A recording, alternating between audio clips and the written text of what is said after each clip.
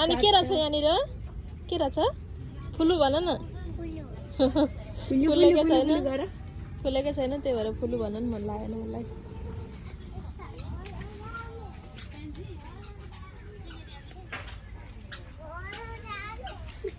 गाडीले हान्छ गाडी गाडी यहाँ सानो सानो गाडी यहाँ फुल्ली कति आउ गर्न हेर त कति कपी रहेछ फुलेको हैन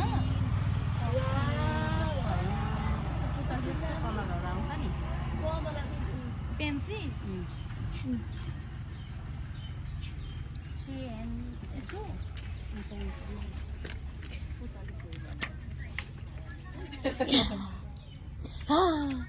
कुकु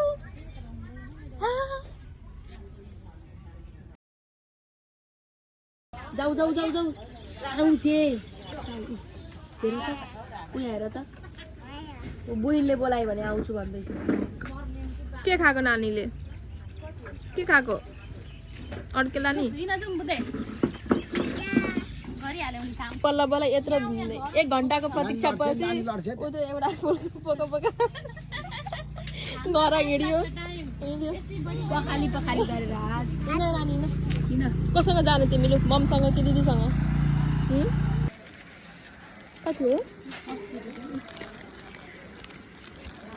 नानी यो के हो भन ब्रेड भन के खाएको के खाने सबै खाने लु खानु त खोइ दिनु अब नखानु भयो लाखा गलु राखौँ ल ल ल चिप्ल्यो अब ल ल ल ल